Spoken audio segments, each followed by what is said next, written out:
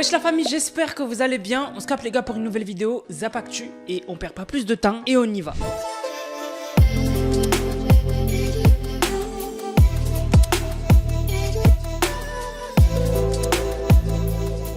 Tout d'abord les gars, on va parler d'une technique sur YouTube, je vais pas vous la dévoiler, mais qui permet de poster des films en entier sur YouTube et ne pas se faire strike. Parce que bon, ceux qui le savent pas, en gros si tu postes une vidéo qui ne t'appartient pas, donc en gros un film ou des épisodes de séries sur YouTube, bah tu te fais ban. Voilà. À part les séries qui sont vraiment vieilles, et du coup il y a plus trop de soucis, comme par exemple Ma famille d'abord. Mais par exemple, Wall-E, le film, tu ne peux pas le publier sur YouTube. Mais il y a quelques jours, des mecs ont posté le film Wall-E en entier sur YouTube et il a fait plus de 1,5 million de vues jusqu'à que un mec sur Twitter annonce, enfin le tweet il dit comment ils ont fait pour passer la vérification de YouTube et YouTube l'a vu et a dit merci de nous l'avoir dit, on l'avait pas vu et on va supprimer la vidéo. Mais du coup avant ça il y avait 1,5 million de personnes qui ont vu le film Wall-E gratuitement sur YouTube avec le meilleur lecteur d'internet. Et en fait il y a une technique en gros, c'est en gros, bon bref je la connais pas en détail mais en gros c'est une technique où en fait bref je vais pas vous dire, mais moi j'ai vu quelqu'un expliquer cette technique et elle est assez abusée, mais je pense que YouTube du coup ils vont bien la régler bientôt et du coup il y aura plus trop de soucis comme ça. Bref, maintenant les gars, est-ce que vous avez déjà pris l'avion? Voilà, moi je l'ai pris plusieurs fois, plein de fois. Avant je le prenais jamais, mais bon, maintenant comme j'habite plus en France, ben je prends souvent l'avion, du long courrier en plus, je suis tout le temps en long courrier, genre des vols de 6 heures minimum. Et en fait,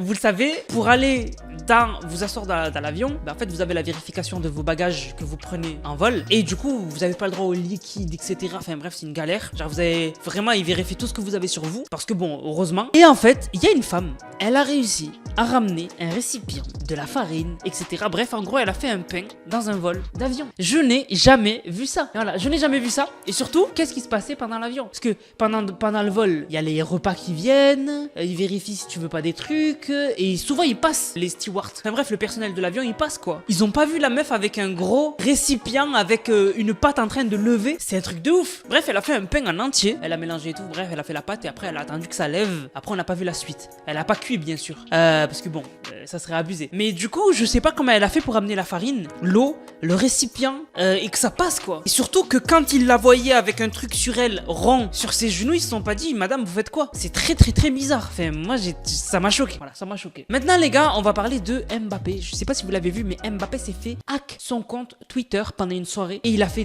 celui qui a hack le compte de Mbappé a fait des tweets de ouf. Et du coup on a des gens qui ont fait des threads de ce que le hacker a posté avec le compte de Mbappé. Donc tout d'abord il avait tweeté Cristiano Ronaldo est le plus grand footballeur du monde et le nain n'est pas mon joueur préféré. Bon, on voit que le mec déjà qui a hack le compte de Mbappé est un fan de Cristiano. Ensuite, bien sûr au début quand il a hack le compte, il a posté une adresse crypto où il voulait qu'on lui envoie de l'argent. Et il y a des comptes qui ont dit faites attention, le compte de Mbappé a été hack. Et le compte de Mbappé a répondu, a dit arrête de mentir, c'est bien moi. Et il a mis une photo de Mbappé à l'aéroport de Paris d'ailleurs, Charles de Gaulle. Et vraiment, je te jure que ça m'a fait trop rire parce que le mec a voulu vraiment faire croire que c'était lui. Ensuite, il a posté Manchester is red. Extra Time Indonesia, ils ont tweeté London. Et il a dit London is caca. Voilà, c'est du caca. Il y a un mec qui lui a demandé est-ce que tu vas revenir au PSG un jour? Et il a dit jamais. Voilà, jamais. Bon bref, c'était pas Mbappé dans tous les cas. Mais bon, on voit que le mec déteste le PSG aussi. Et ensuite, des tweets sur l'actualité. Il a tweeté free, vous savez le mot. J'ai pas envie que YouTube, parce que je vous jure que YouTube, ils aiment pas trop. Mais bon, voilà, je vous mets le tweet. Il a tweeté free tata, free pastèque. Et du coup, il a dit ça. Voilà, je vous mets le tweet. Bref, du coup, c'était une soirée de malade. Et finalement, après, Mbappé, bien sûr, a récupéré son compte. Et tout le monde sait bien évidemment que c'était un hack. Bon, maintenant, les gars, on va parler de MrBeast.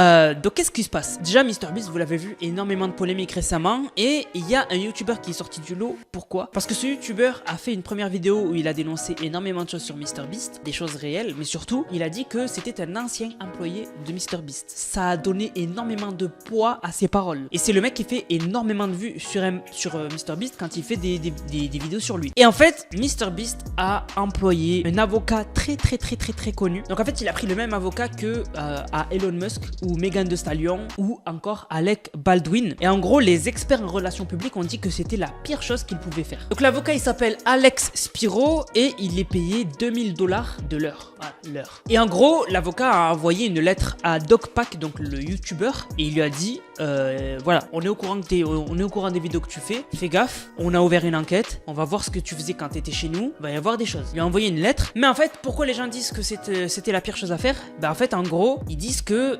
MrBeast, en voulant prendre un avocat, il veut régler le problème et le faire disparaître plutôt que d'admettre ses erreurs. Parce que beaucoup de gens ont remarqué que ce qui est reproché à MrBeast, c'est réel. C'est pas des informations sorties de nulle part. C'est réel. Bref, ça n'a pas empêché DocPac404 de refaire une vidéo sur MrBeast. Il a refait une vidéo sur MrBeast. Cette fois-ci, il a parlé d'un employé très polémique qui travaillait chez MrBeast, qui avait été viré mais repris alors que toute l'équipe de MrBeast et MrBeast étaient au courant d'une dinguerie. Mais du coup, on va passer plutôt à lire l'article, ça va être mieux. Le 28 août, DocPac a mis en ligne une troisième vidéo intitulée MrBeast Secret CEO, donc le patron secret de MrBeast, dans laquelle il accuse le youtubeur d'avoir réembauché un acteur adulte qui avait été précédemment mis en congé payé en raison d'accusations de, voilà vous voyez, sur ses collègues masculins. Selon DocPac, l'employé, donc il s'appelle Lokoya Hill, il dirigeait une entreprise de divertissement pour adultes avant de rejoindre l'équipe de MrBeast en tant que producteur en 2019. Mais il a été licencié en 2021 pour, vous le voyez écrit, sur son assistante. Il a été nommé directeur de l'exploitation de l'entreprise en 2023 selon les sources de DocPac. Donc en gros, c'est un mec, déjà son passé, bon il est pas problématique mais c'est un métier quand même très bizarre. Fait pas bizarre mais voilà, très controversé d'être dans l'environnement des productions pour adultes. MrBeast l'emploie en 2019. Il y a un souci avec une collègue de travail très grave en 2021. Du coup, il est licencié, payé, sous paiement. Donc, il est licencié avec un bon petit chèque, quoi. Et en 2023, MrBeast le reprend et il est nommé directeur de l'exploitation de l'entreprise alors que il avait fait une dinguerie en 2021. C'est abusé. Pour prouver ce qu'a dit DocPac, il a inclus des captures d'écran de messages textes provenant d'employés vérifiés de MrBeast qui ont corroboré son histoire. DocPac aussi, il pointe le doigt sur un certain James Warren comme une autre personne employée par MrBeast qui selon lui aurait, vous le voyez, une autre employée de l'entreprise du youtubeur. Après cet incident présumé, l'employé a quitté l'entreprise et a reçu une indemnité de départ de 3 ans selon l'un des initiés de DocPac. Abusé encore. Vers la fin de sa vidéo, DocPac a partagé un texte d'une autre employée anonyme de MrBeast qui a décrit le lieu de travail comme un environnement toxique et vous le voyez écrit. Donc